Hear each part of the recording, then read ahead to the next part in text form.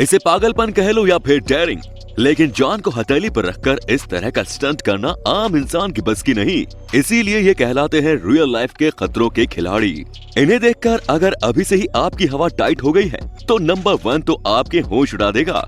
तो पेश है आज का topic, most insane daredevils of all time.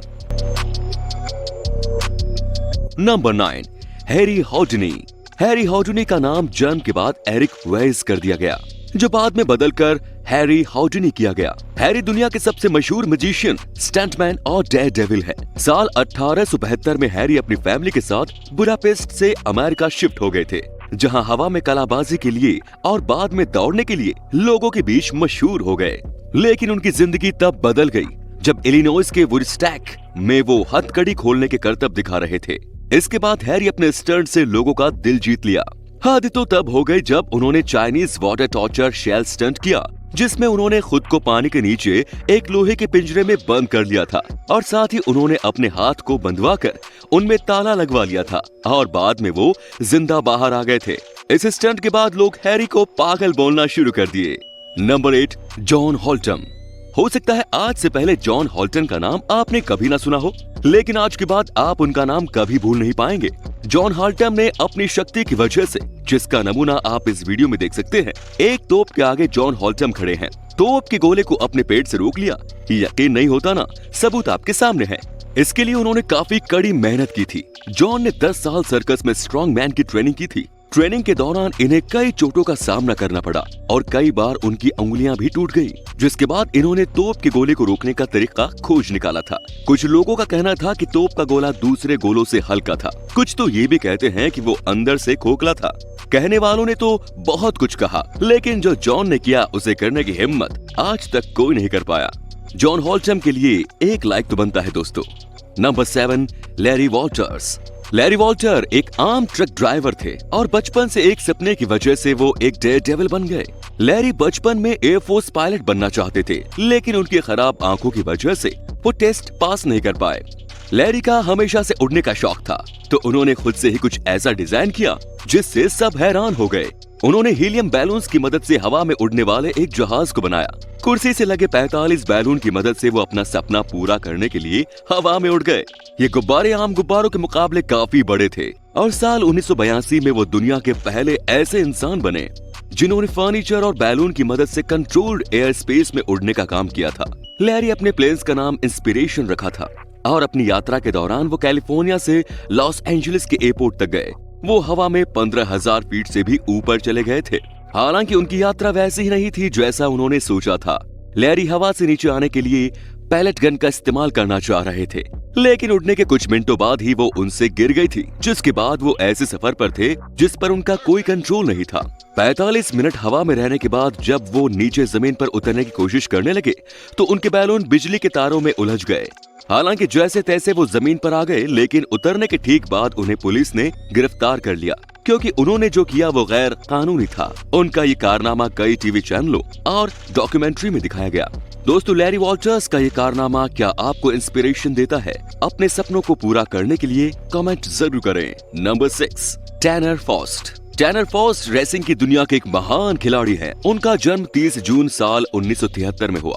Tenor ने अपना बचपन स्कॉटलैंड में बिताया। उन्होंने गाड़ी चलाना वहीं सीखा था। वो सड़कों पर प्रैक्टिस करते थे, जिसके बाद वो अमेरिका लौट आए और बायोलॉजी की पढ़ाई करने लगे, लेकिन पढ़ाई में उनका मन नहीं लगता था। अपनी पढ़ाई के दौरान और उसके बाद भी वो कई सालों तक रेस ट्रैक पर एक हेल्पर की तरह काम करते रहे। उन्होंने ड्राइविंग कोच की भी भूमिका निभाई। उन्हें रेस कार का ड्राइवर बनना था, इसीलिए साल 2003 में वो कैलिफोर्निया शिफ्ट हो गए, जहां वो एक स्टंटमैन बन गए। उनकी ड्राइविंग बेहद कमाल की थी, इसीलिए जल्दी ही वो हॉलीवुड में स्टंट ड्राइवर बन गए और उस समय की लगभग हर मूवीज में उन्होंने काम किया था।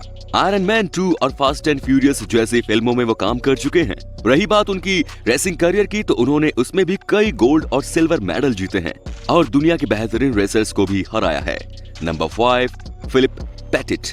मिलिए फिलिप पेटिट से। एक ऐसे इंसान है जिन्होंने जो भी ट्राई किया है वो उसमें सफल हुए हैं। इनका जन्म फ्रांस में 13 अगस्त 1949 में हुआ था। शुरुआत से ही उन्हें जादू और बाजीगरी करना पसंद थी। वो सिर्फ 16 साल के थे जब उन्होंने पहली बार तारों पर चलने की कोशिश की थी और बहुत ही जल्दी उन्होंने खुद से ही तारों पर चलने की सारी ट्रिक सीख ली। साल 1973 में उन्होंने पेरिस के 2 बड़ी इमारतों के बीच एक तार बांधी, जिसके अगले दिन वो उस पर चलते नजर आए। इसके 3 साल बाद उन्होंने न्यूयॉर्क के ट्विन टावर पर भी ऐसा ही कारनामा करके दिखाया।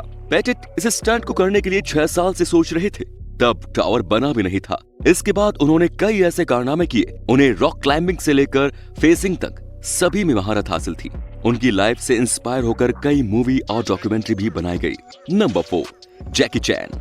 जैकी चैन रियल लाइफ में स्टंट तो करते ही हैं, रियल लाइफ में भी वो खतरों से खेलते हैं, बिल्कुल बेखौफ। एक्टर होने के साथ साथ जैकी एक मार्शल आर्टिस्ट है, स्टंटमैन है, डायरेक्टर हैं, प्रोड्यूसर हैं और वो एक गायक भी हैं। जैकी चैन का जन्म 7 अप्रैल 1954 में हुआ था। बचपन से ही उनमें ऊर्जा की कोई कमी नहीं थी, तभी उनके माता पिता उन्हें पाव पाव बुलाते थे, जिसे दूसरी भाषा में तोप का गोला कह सकते हैं। जैकी पढ़ाई में उतने अच्छे नहीं थे, इसीलिए उन्होंने ड्रामा एकेडमी में एक्टिंग सीखी और इसी दौरान उन्होंने मार्शल आर्ट की ट्रेनिंग भी शुरू की और उन्होंने जो भी किया वो उसमें सफल होते चले गए।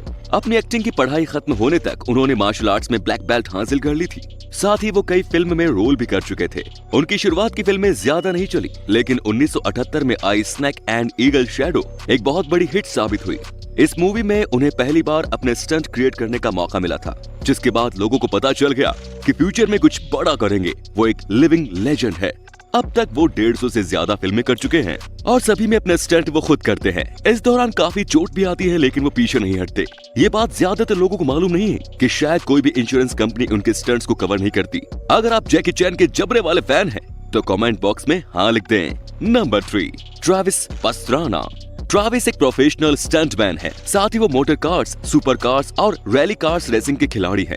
13 साल की छोटी सी उम्र में उन्होंने स्टंट और मोटर कार रेसिंग शुरू कर दी थी। हालांकि मोटर कार रेसिंग के बेहतरीन रेसर हैं, लेकिन उन्हें मोटर कार की फ्री स्टाइल ज्यादा पसंद है, क्योंकि वो फ्री स्टाइल में किसी भी तरह के स्टंट कर सकते हैं। एक्स गेम्स द्वारा करवाए गए पहले फ्री स्टाइल मोटर कार्स के वो विजेता रह चुके हैं। रैली रेसिंग में उनका कोई जवाब नहीं। उन्होंने इसमें कई गोल्ड मेडल भी जीते हैं। साथ ही मशहूर खिलाड़ी कॉलिन मैकग्रे को भी हराया है। इन सब के साथ वो एक बेहतरीन स्टंटमैन भी है और उनका सबसे बेहतरीन स्टंट था जिसमें उन्होंने अपनी गाड़ी से सीज ऑफ पेयर्स फाउंटेन को पार किया और ऐसा करते हुए उन्होंने कई रिकॉर्ड भी तोड़ दिए। अपने पूरे करियर में उन्हें कई चोटें लगी, लेकिन कोई भी चोट उन्हें आगे बढ़ने से रोक नहीं पाई। Number 2, Annie Edson Taylor. 63 साल की एनी दुनिया की पहली ऐसी महिला थी जिन्होंने साल 1901 में नियाग्रा फॉल्स को पार किया। लकड़ी से बने एक बक्से की मदद से उन्होंने ये करतब किया था। पेशे से एनी एक टीचर थी और माली हालत खराब होने की वजह से उन्होंने कुछ ऐसा करना चाहा जिससे उन्हें शोहरत और दौलत दोनों मिल सके। इसीलिए उन्होंने एक लकड़ी का बक्सा खुद से ही डिजाइन किया और ये काम करेगा या नहीं, इसके लिए उन्होंने एक बिल्ली को इसमें रखकर टेस्ट किया था और टेस्ट सफल हो गया था। 21 अगस्त 1901 को उन्होंने खुद इस बॉक्स का इस्तेमाल करके नियाग्रा फॉल्स को पार करके दिखाया, लेकिन जैसी उम्मीद थी वैसी शोहरत उन्हें नहीं मिल पाई। शुरुआत के दिनों में उन्होंने कुछ पैसे जरूर कमाए, लेकिन वो उतने ज्यादा नहीं थे।